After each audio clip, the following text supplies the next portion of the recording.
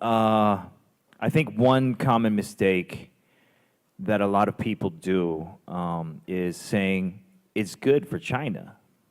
It's good for China. So people watch a movie that's Chinese and they say, oh, that was a good movie for a Chinese movie. And for me, that doesn't cut it. That doesn't make sense to me. Do you understand? A movie is a movie. It shouldn't be, oh, because it's a Chinese movie, there's lower standards. So what I think is most important, especially for all of us, you know, we're lucky enough to have a Western education or a Western upbringing, is to understand that the level of quality of work does not differ in different countries.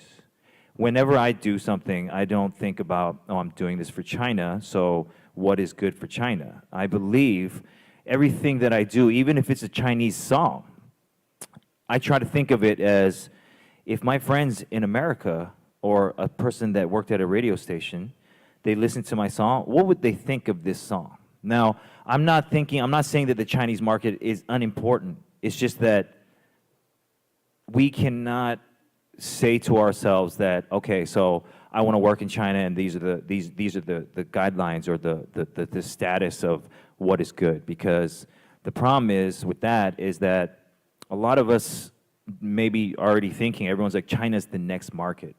China's the next superpower. China's this and China's that. Okay, there's a lot of money to be made there. Okay, sure. But you cannot lose the integrity of what you do and what you represent for money. And at the same time, if China is going to become the next superpower or the next place to make business happen, then we cannot be working at a barometer of saying this is good for China. Everything has to be good on an international level. And only then will we be able to be standing proud and say this is Chinese made. The reason why I'm saying this is because when I started Clot in, I don't even remember, man, 15 years ago, I remember something very, very, very, very alarming to me is I said, we're made in China.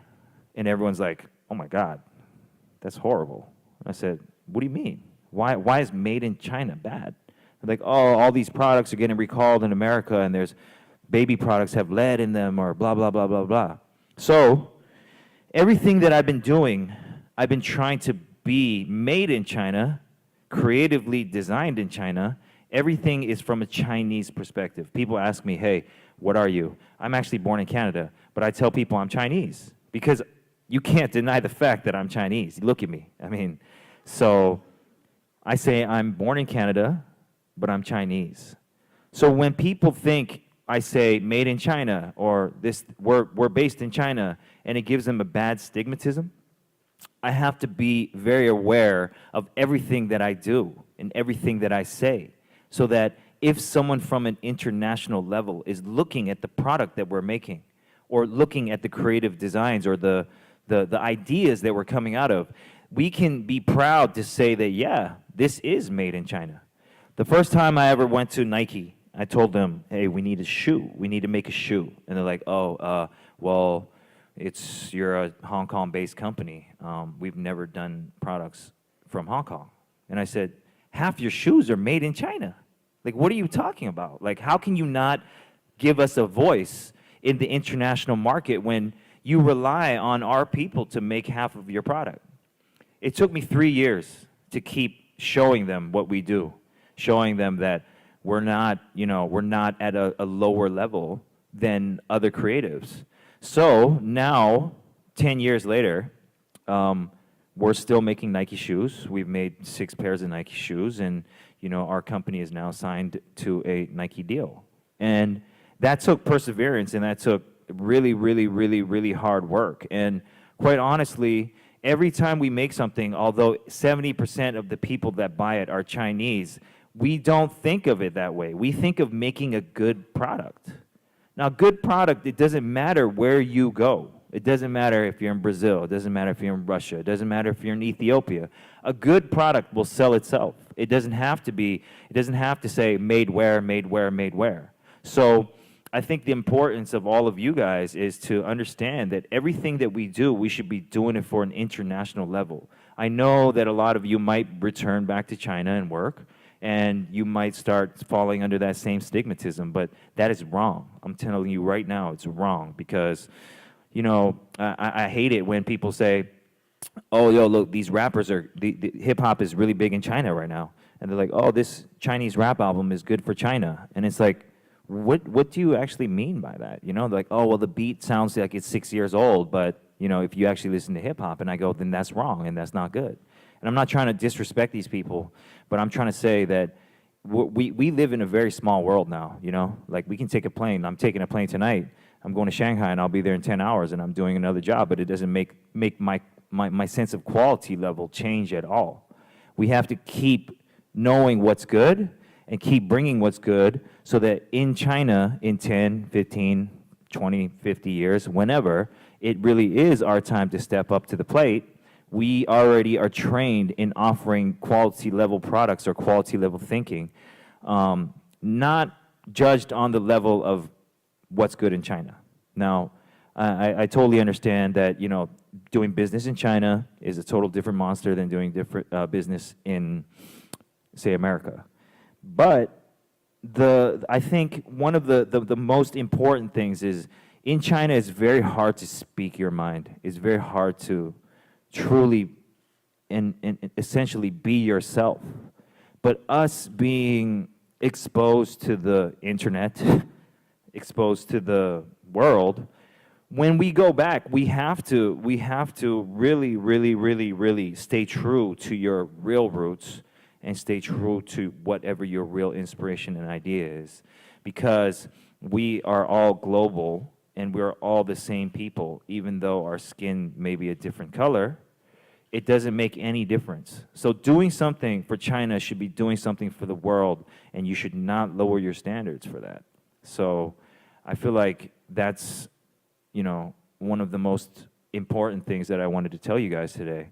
Now, you know, they wanted me to talk to you about some design elements and stuff, and you know, I think you can read about all that on the internet, but I think the most important thing is how to mesh what you know and try to kind of bring it into a larger conversation, so that everyone does not have to change what they want to do. I've never changed what I wanted to do. It's been hard, really hard. But now people are finally telling me that they think that I'm talented, and they think that I'm, you know, a hard worker. I mean, I haven't changed my work ethic in 10, 15 years. And I think that that's something that we all should take back is, you know, people might not understand what you're talking about or what you're thinking. But if you have a good idea, sooner or later, they're going to jump on and they're going to start giving you praise. And I feel like us as the next voice and generation for China, you know, where we're being, you guys are being educated in New York, one of the greatest cities in the world. When you go back, you should not forget what you've seen here and not be like, oh, I'm back in China, and this is how I should act. No, you're a part of this world, and you should act the way that you want to act and represent the things that you want to represent.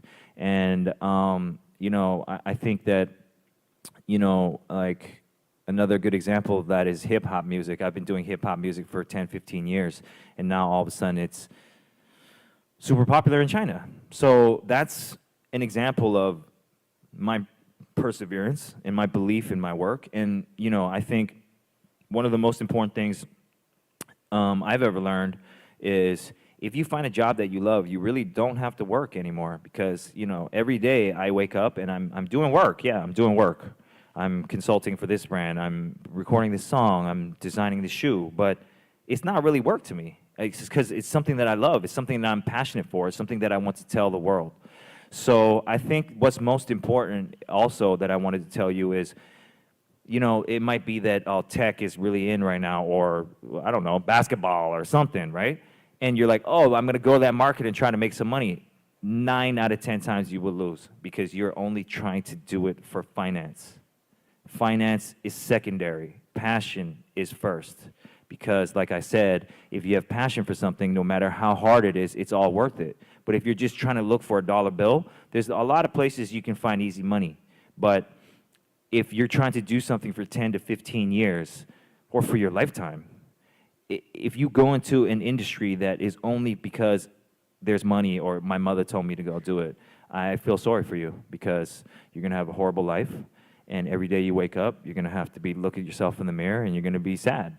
So I think another thing that I wanted to tell you guys is to believe in yourself and to believe in your dreams and really, you know, find your own groove and stick to it, believe in it. And no matter if you're doing it in America, or if you're doing it in China, or if you're doing it in Japan, just do it at the same quality level. Do not, because other people are working at a lower standard or a lower level thinking, go down to that level so that you can, I don't know, I don't really know how to explain it. It's something that I've never done. I've never bent over for anybody. And I think, you know, the willpower of yourself will be the testament of Chinese people for the next 50 to 100 years. And I think that we are the most important people right now in the world because we have a great chance and we have one of the largest nations. We're becoming more and more important on the international level. And what is most important is the next generation, because right now I can pinpoint so many things that when I go to China, what I think are wrong. A lot of people say, "Hey, Edison, you can't change this." And I said, "Yeah, but I'm going to try. And even if I don't succeed, if I've, like, say, I've inspired this guy right there, you know, and he's the next guy, then I've done my job. Because it doesn't have to happen in my lifetime. And it doesn't have to happen on myself. As long as I really believe in something, I hope that in the future it will change. So I believe that us as a people, we have a very, very large responsibility to pinpoint what we think is wrong and to pinpoint exactly how we're going to make those changes. Now, like I said, it might not happen in your lifetime, but we are the force to make that wave start going, you know? So I believe one day we really will be maybe the most influential, most powerful country in the world. But it's up to you guys, really. I mean, I'm 37. I'm old. So you guys are the young ones. So hopefully you guys can really follow your dreams, understand what the level of quality is, and keep at it, you know, because no one else will have the opportunity like us, because when we finish school, we go back and it's a whole different playing level, and we need to influence the people over there to start understanding the values, the rights that we believe in. And I think that, you know, that's the most important thing that I can tell you, you know, like I can tell you about a story I had filming a movie or recording a song, but I don't really think that matters, you know. I think what matters is to be able to inspire the next generation to do better, to make a difference. And that's why today I decided to come here and speak to you guys, because you guys are way too important, and you guys might not understand that, you know, especially if you guys are planning to go back into China and work. You guys are the voice of reason. People don't understand what we're talking about a lot of the time there.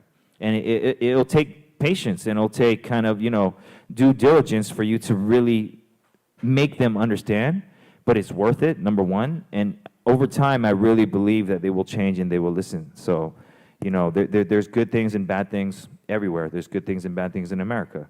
There's good things and bad things in China. Take the good and try to make it better, and try to make people better.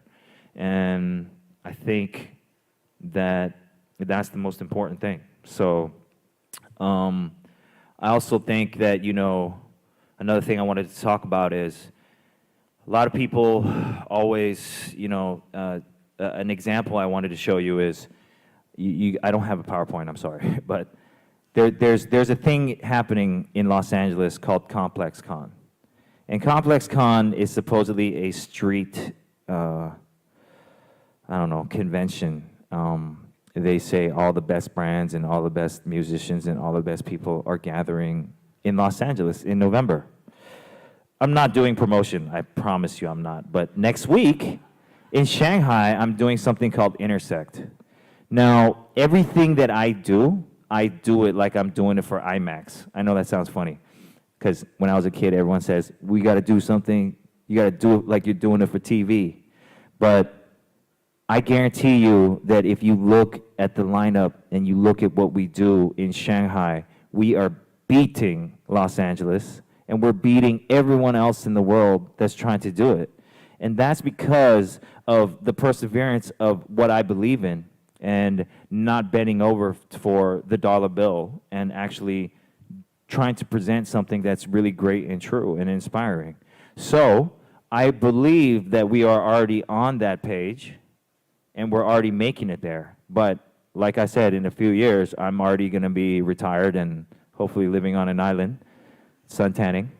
And hopefully you guys can be the next ones to really push the envelope, you know? And I think we cannot be like, oh, it's fine. It's, you know, I went to this place in China and it tastes just as good, almost as good, or this is just as good. It's not okay.